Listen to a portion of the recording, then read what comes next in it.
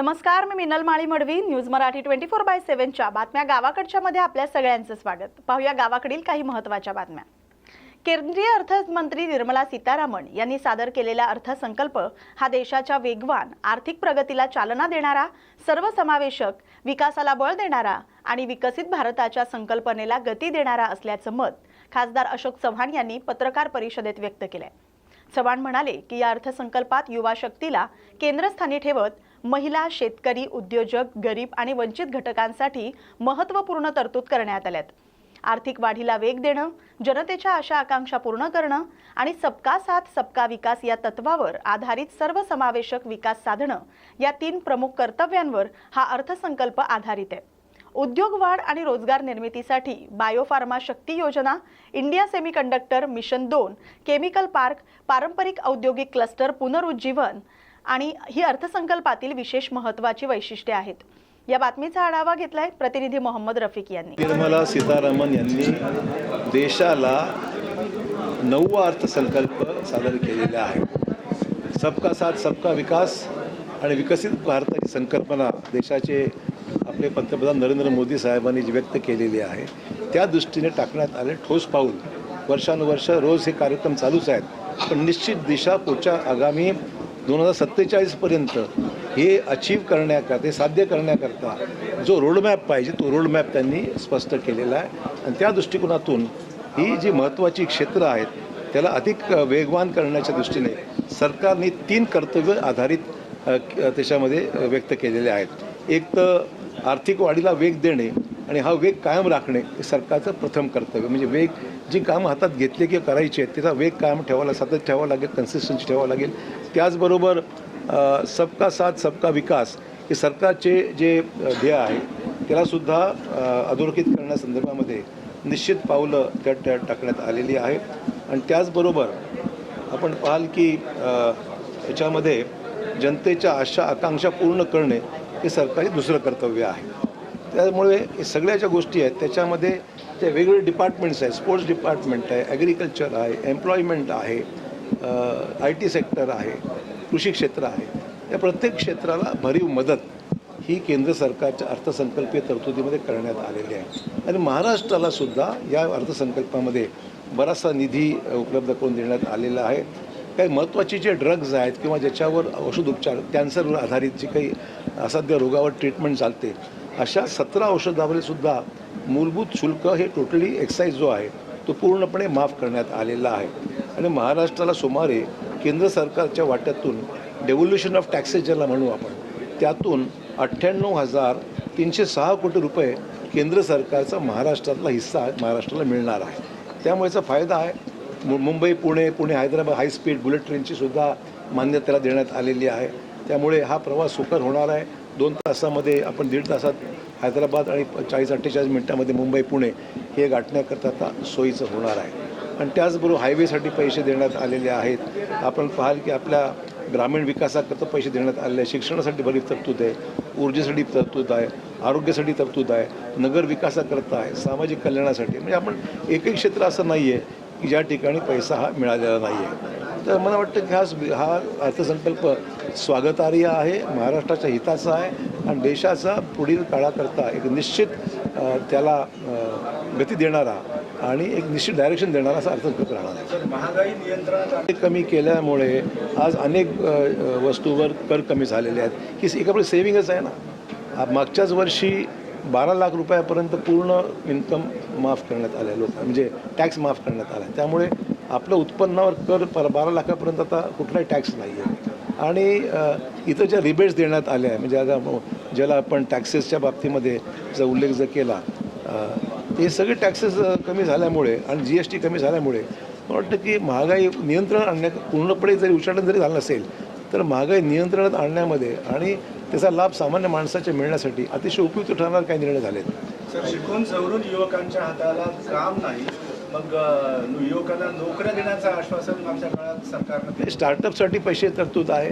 आता तुम्ही IT सेक्टरला जर पाहिलं तर IT सेक्टरमध्ये होणारी गुंतवणूक म्हणजे ज्याला आपण डेटा सर्व्हिसेस किंवा ज्याला आपण क्लाउड सर्व्हिसेस ज्याला म्हणू, त्याला 2000 पूर्णपणे जो इन्व्हेस्टमेंट त्याच्यामध्ये करेल त्याच्यामध्ये पूर्ण कर माफ करण्यात आलेला आहे.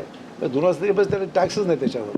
तर मुद्दा एवढाच आहे की जे IT सेक्टरमध्ये IT सेक्टर हे फार एम्प्लॉयमेंट जनरेटिंग अशा स्वरूपाचा व्यवसाय आहे.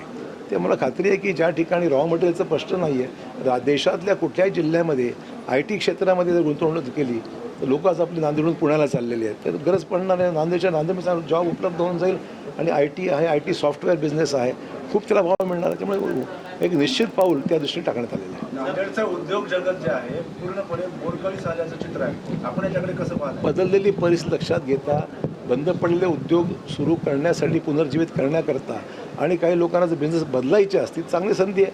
ज्या सेक्टरला असं आहे की एखादी गोष्ट निर्मितीची असेल किंवा ट्रेडिंगची असेल तर कालांतराने मार्केट परिस्थिती बदलत जाते आणि त्यामुळे लोकांनी जर आता ज्या बदललेल्या परिस्थितीप्रमाणे नवीन क्षेत्रामध्ये जिथे वाव आहे त्या ठिकाणी गुंतवणूक जर केली किंवा नवीन बिझनेस सुरू केले तर मला वाटतं आता पहिल्यापेक्षा निश्चितच चांगले दिवस पाहायला मिळतील. तर उद्या नांदेडचा महापौर निश्चित होणार आहे, म्हणजे शेवटची तारीख आहे. कोण होईल नांदेडचा महापौर हा प्रश्न आहे. थोडं विस्तृत. नांदेडचा महापौर हा पक्षाची जी कोर कमिटी आहे मुख्यमंत्र्यांच्या अध्यक्षतेखाली ते निर्णय घेतील, ते ठरवतील तो महापौर होईल. सर, आपण केंद्रीय आरोग्यमंत्र्यांची भेट घेतली. नांदेडमध्ये सुपर स्पेशालिस्ट नांदेडला मी नड्डा साहेबांची भेट घेतली, केंद्रीय रेल्वे मंत्र्यांची भेट घेतली. नड्डा साहेबांना विनंती केली की नांदेडचा प्रस्ताव जो आहे तो आमच्या सुपर स्पेशालिटी हॉस्पिटलच्या बाबतीमधला, ट्रॉमा सेंटरच्या बाबतीमधला, बर्न इंजरीजच्या बाबतीमध्ये हा प्रस्ताव केंद्र सरकारकडे राज्य सरकारने पाठवलेला आहे. त्या लवकरात लवकर मान्यता केंद्रीय मंत्रिमंडळाने दिली. असे अनेक प्रस्ताव गेले पण नांदेडचा त्यामध्ये अंतर्भाव आहे आणि त्यामुळे त्याला मान्यता द्यावी असं मी नड्डा साहेबांना विनंती केली आहे. शासनाने नुकतीच L2 लेवलच्या कॅन्सर ट्रीटमेंटसाठी मान्यता दिलेली आहे. राज्य सरकारने जवळपास 150-200 कोटी रुपये त्याला देऊ केलेले आहेत. त्यामुळे त्याला गती मिळतात. थँक्यू. जिल्ह्यातील संग्रामपूर शहरातील PM श्री जिल्हा परिषद हायस्कूलमध्ये माजी विद्यार्थ्यांचा स्नेहमिलन मेळावा संपन्न झाला. प्रथम राष्ट्रगीत होऊन सरस्वती माता आणि संत शिरोमणी रविदास महाराजांच्या प्रतिमेचं पूजन करून राष्ट्रगीत झालं. त्यानंतर माजी विद्यार्थ्यांच्या वतीनं त्यांचे सर्व शिक्षकांचं स्वागत करून सत्कार करण्यात आला. त्यानंतर माजी विद्यार्थ्यांनी शाळेतील जुने अनुभव आणि आताचे अनुभव व्यक्त केले. तसंच इतर विद्यार्थ्यांनी देखील आपले अनुभव व्यक्त केले. शालेय जीवन एका चौकटीत आणि शिस्तबद्ध होतं. आम्हाला सर्व शिक्षकांनी चांगले आचार विचार आणि शिक्षण दिलं, म्हणूनच आम्ही चांगले नागरिक घडल्याचं विद्यार्थ्यांनी सांगितलं. पुन्हा 20 वर्षांनंतर जुन्या मित्रांची शाळा भरली आणि जुन्या गोड आठवणी पुन्हा एकदा ताज्या झाल्याचं नमूद करण्यात आलं. याचवेळी शाळेला स्पीकर भेट देण्यात आला. यावेळी शिक्षकांनी सर्व विद्यार्थ्यांना शुभेच्छा दिल्या आणि समाधान व्यक्त केलं. या बातमीचा आढावा घेतलाय प्रतिनिधी सचिन पाटील यांनी. मंगरुळपीर तालुक्यातील तराळा येथील जिल्हा परिषद प्राथमिक शाळेत वार्षिक सांस्कृतिक गॅदरिंगचा कार्यक्रम उत्साहात पार पडला. विद्यार्थ्यांच्या अंतर्भूत कलागुणांना आणि कला संस्कृतीला योग्य व्यासपीठ मिळावं या उद्देशानं शाळेत दरवर्षी गॅदरिंगचं आयोजन करण्यात येतं. विद्यार्थ्यांनी विविध कला प्रकारांच्या माध्यमातून उपस्थितांचं मनोरंजन केलं. सुरुवातीला मान्यवरांच्या हस्ते दीपप्रज्वलन आणि सरस्वती मातेच्या प्रतिमेचं पूजन करण्यात आलं. त्यानंतर विद्यार्थ्यांनी एकापाठोपाठ एक देशभक्तीपर नृत्य, लोकनृत्य, लावणी, पोवाडा आणि विविध पारंपरिक आणि आधुनिक कलांचं सादरीकरण करून रंगतदार वातावरण निर्माण केलं. लहान मुलांनी सादर केलेले बालगीतांवरील नृत्य तसंच सामाजिक संदेश देणाऱ्या नाटकांनी प्रेक्षकांची वाहवा मिळवली. पर्यावरण संरक्षण, स्वच्छता, बेटी बचाओ बेटी पढाओ, माझा भारत महान अशा विविध विषयांवरील नाटिका आणि प्रात्यक्षिकांमुळे कार्यक्रमाला शैक्षणिक आणि सामाजिक भानाची जोड मिळाली. विद्यार्थ्यांचा आत्मविश्वास वाढवण्यासाठी शिक्षकांनी सातत्यानं केलेल्या प्रयत्नांची उपस्थित मान्यवरांनी प्रशंसा केली. कार्यक्रमाचं प्रास्ताविक शिक्षकांनी तर सूत्रसंचालन विद्यार्थ्यांनी प्रभावीपणे केलं. शेवटी राष्ट्रगीतानं कार्यक्रमाची सांगता झाली. या बातमीचा आढावा घेतलाय प्रतिनिधी विश्वास कुटे यांनी.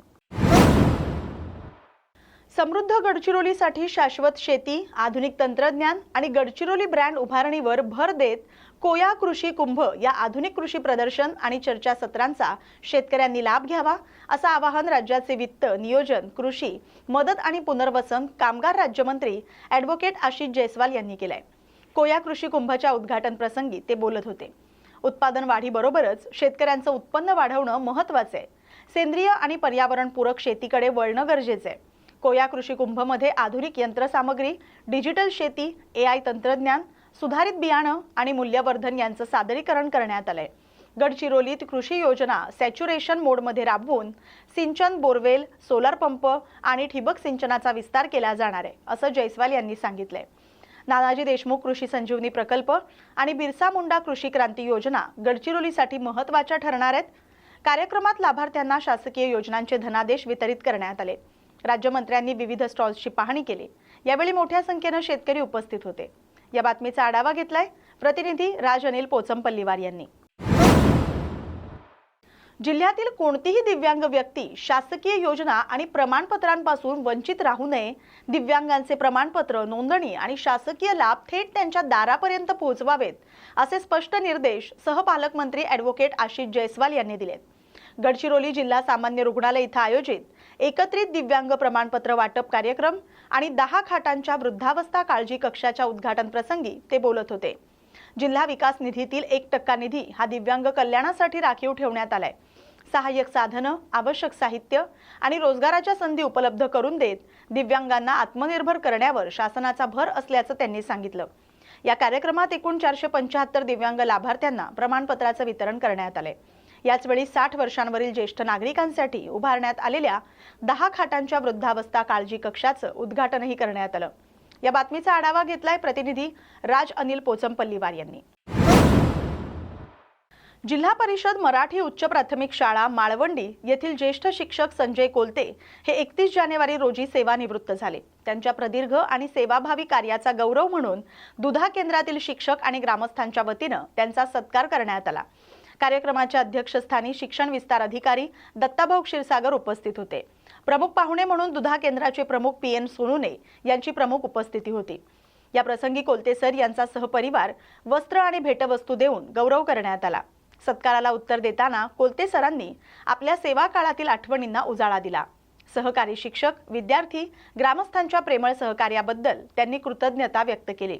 कार्यक्रमाला शाळा व्यवस्थापन समितीचे अध्यक्ष, केंद्रातील शिक्षक, विद्यार्थी आणि ग्रामस्थ मोठ्या संख्येने उपस्थित होते. या बातमीचा आढावा घेतलाय प्रतिनिधी रघुनाथ आघाव यांनी.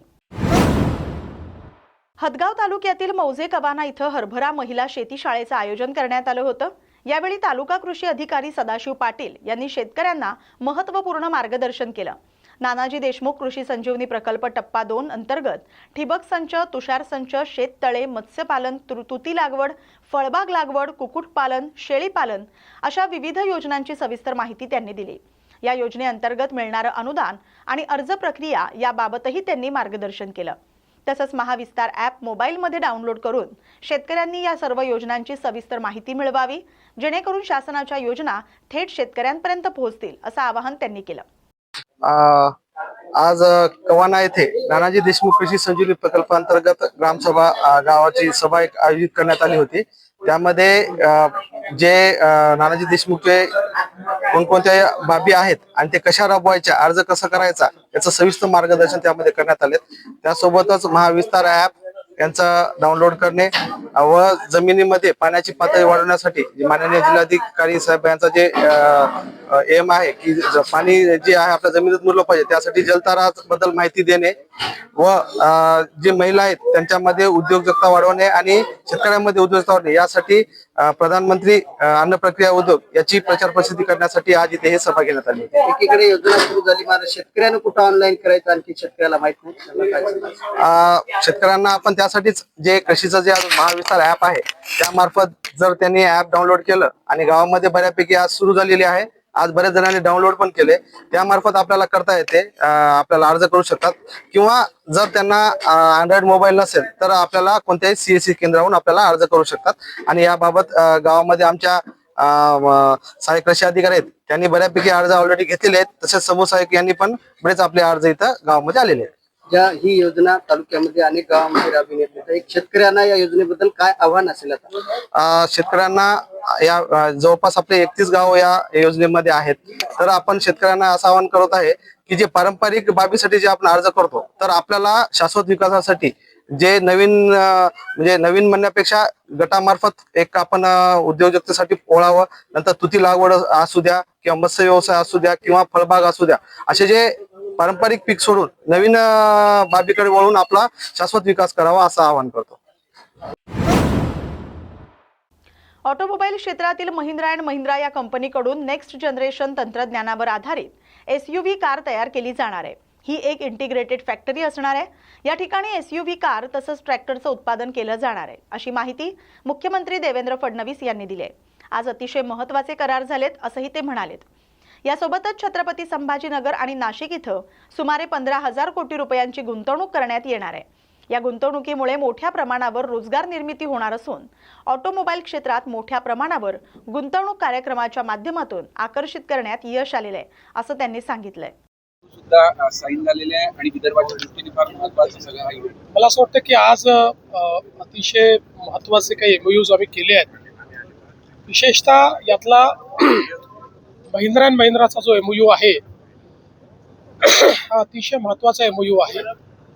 पहिल्यांदाच ऑटोमोबाईल क्षेत्रातली इन्व्हेस्टमेंट ही विदर्भात नागपूरमध्ये आलेली आहे। महिंद्रा अँड महिंद्रा ही अतिशय आधुनिक नेक्स्ट जेन अशा प्रकारचं जे त्यांची कार आहे, SUV आहे, तिची फॅक्टरी इथे टाकते। ही इंटिग्रेटेड फॅक्टरी असेल ज्यातनं EV cars, next gen cars आणि त्यासोबत ट्रॅक्टर्स अशा दोन्ही गोष्टी असतील। ही इंटिग्रेटेड पद्धतीची महिंद्राची सगळ्यात मोठी फॅक्टरी असेल आणि यासोबतच छत्रपती संभाजीनगर आणि नाशिकमध्ये देखील ते इन्व्हेस्टमेंट करतायत। त्याचं अनाउन्समेंट त्यांनी केलं। जवळपास 15,000 कोटीची इन्व्हेस्टमेंट आहे आणि 1600 एकर जागा आम्ही त्यांना देतो। यामुळे मोठ्या प्रमाणात एम्प्लॉयमेंट तयार होणार आहे। तसंच या ठिकाणी स्मेल्टिंगच्या क्षेत्रामध्ये चांगली इन्व्हेस्टमेंट झाली आहे। EV ऑटोच्या क्षेत्रात इन्व्हेस्टमेंट झाली आहे। मोठ्या प्रमाणात गुंतवणूक ही आज या कार्यक्रमाच्या माध्यमातून नागपूर आणि विदर्भात आलेली आहे। रोजगार निर्मितीसाठी किती मोठा फायदा आहे? महिंद्राचा विचार केला तर जवळपास 10,000 लोकांना रोजगार मिळेल।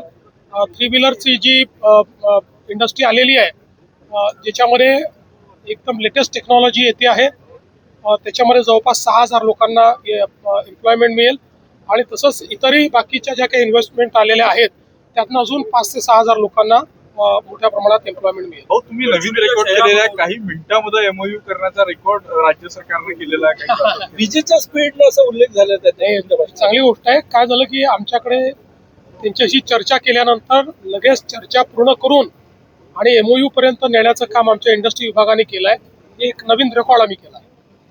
ऊर्जा मंत्र्यांच्या कार्यक्रमात यांनी खंत व्यक्त केली की सातत्याने प्रभावाबद्दल मला जबाबदार धरण्यात येतं। त्या दरम्यान शिवसेनेचे रामदास कदम यांनी त्यांच्यावर आरोप केला। अजित पवार गेल्यानंतर सुनील तटकरे यांनी गलिच्छ राजकारण केलं। शरद पवार यांना श देण्यासाठी तटकरे यांनी बहिणींना शपथ घ्यायला लावली। मला असं वाटतं की या संदर्भात जो काही वादविवाद होतोय हा अतिशय निरर्थक अशा प्रकारचा आहे, अतिशय चुकीच्या अशा प्रकारचा आहे। प्रत्येक व्यक्ती केवळ स्वतःचं राजकारण याच्यात कसं पाहता येईल हा प्रयत्न करतोय, हे अतिशय चुकीचं आहे।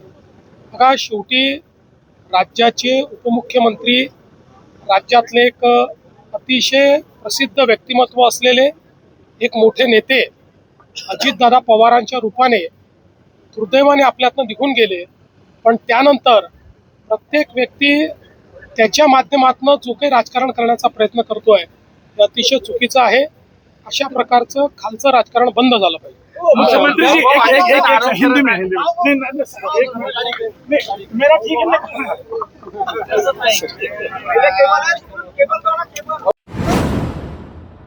पुणे जिल्ह्यातील खेड तालुक्यात असलेल्या संत तुकाराम महाराजांची तपश्चर्या भूमी असलेलं भामचंद्र डोंगर, भंडारा डोंगर, घोराळा डोंगर आणि लेणी परिसर हे क्षेत्र 2011 मध्ये राज्य संरक्षित स्मारक म्हणून घोषित करण्यात आलं होतं।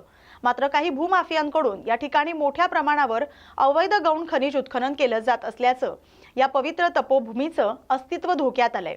या अवैध उत्खननाच्या विरोधात राज्यभरातील विविध वारकरी संघटना आक्रमक झाल्यात। या पवित्र स्थळाचं संरक्षण आणि संवर्धन व्हावं यासाठी राज्यभरासह बुलढाणा जिल्ह्यातील प्रत्येक तालुका स्तरावर प्रशासनाला निवेदन देण्यात आलेलं आहे। अवैध उत्खनन तात्काळ थांबवण्यात आलं नाही तर 10 मार्च पासून मुंबईतील आझाद मैदानावर वारकरी गाथा आंदोलन छेडण्यात येईल असा इशारा देण्यात आलाय। जे का रंजले गांजले त्यासी म्हणून जो आपले तोची साधू ओळखावा या उदांत भावनेतून तुकोबांनी संपूर्ण जीवन जनसामान्यांच्या वेदनेवर फुंकर घालण्यासाठी समर्पित केलं। तुकोबांनी ज्या शक्तीतून तुम्हाला आम्हाला उपदेश करण्याचं सामर्थ्य तुका गाथेतून लिहिलं, ती गाथा लिहिण्याचं सामर्थ्य ज्या भामचंद्र डोंगरामध्ये, भंडारा डोंगरामध्ये त्या भूमीत आहे, ती भूमी आज पोखरल्या जात आहे. सरकारने तो गड, ती भूमी, तो डोंगर 2010-11ला अध्यादेश काढून संरक्षित केला. असं असताना सुद्धा काही भामटे व्यापारी, दलाल लोक तो भामचंद्र डोंगर, आमची आस्था, आमची श्रद्धा पोखरण्याचं काम खुलेआमपणे करत आहे. त्यांना लगाम लागली पाहिजे, त्यांच्यावर प्रतिबंधात्मक कारवाई झाली पाहिजे. 2010-11चा अध्यादेश कायद्यात रूपांतरित झाला पाहिजे. या प्रमुख मागण्या घेऊन आम्ही महाराष्ट्रातल्या 350 तहसीलदारामार्फत मुख्यमंत्र्यांना निवेदन सादर केलं.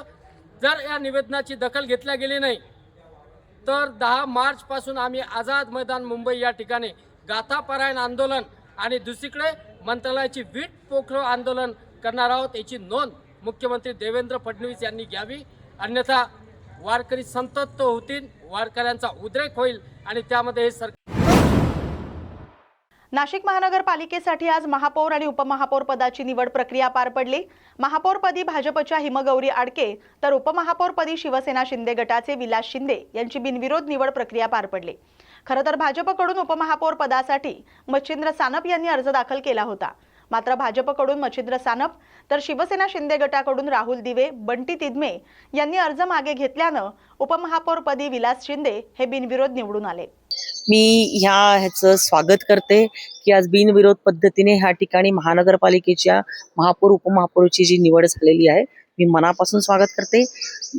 देशाचे लाडके पंतप्रधान नरेंद्रभाई मोदी, राज्याचे लाडके मुख्यमंत्री देवेंद्रजी फडणवीस ह्यांच्याकडे बघून महाराष्ट्रामध्ये 29 पैकी जवळपास 26 महानगरपालिका आज महायुतीच्या महापौर त्या ठिकाणी निवड झालेली आहे. हे आदरणीय मुख्यमंत्री देवेंद्रजी फडणवीस यांचं नेतृत्व महाराष्ट्राच्या जनतेने स्वीकारलेलं आहे. ह्या ठिकाणी देखील आदरणीय मुख्यमंत्री देवेंद्रजी फडणवीस आणि कुंभमंत्री गिरीश महाजन यांच्या नेतृत्वामध्ये आज महानगरपालिकेची निवडणूक आम्ही लढलो आणि 72 जागेवरती भारतीय जनता पार्टीचा विजय झालेला आहे. महापौर उपमहापौर आज बिनविरोध झालेला आहे आणि त्याच्यामध्ये महिला महापौर झालेली आहे, त्याचा आम्हाला मना. हदगाव तालुक्यातील मौजे पळसा येथील पाणंद रस्त्याचा वाद सध्या संपूर्ण तालुक्यात चर्चेचा विषय ठरलाय. पळसा ते रुई जाणारा पाणंद रस्ता हा खुला करण्यासाठी शेतकऱ्यांनी तहसील प्रशासन आणि जिल्हाधिकाऱ्यांकडे अनेक वेळा निवेदनं दिली. मात्र दीर्घकाळ प्रशासनाकडून कोणतीही ठोस कारवाई झाली नाही. प्रशासनानं दखल घेतल्याचं सांगत तब्बल 14 ते 15 वेळा रस्ता खुला करून देतो अशा तारखा दिल्या. प्रत्येक वेळी शेतकरी उपस्थित राहिले, मात्र प्रशासन प्रत्यक्षात हजर राहिले नाहीत. आजही पळसा इथं शेतकऱ्यांनी पाणंद रस्ता खुला करण्यासाठी दिलेल्या तारखेनुसार जेसीबी, ट्रॅक्टर आणि आवश्यक साहित्यांसह उपस्थिती लावली होती. मात्र महसूल प्रशासन घटनास्थळी येऊ शकलं नाही.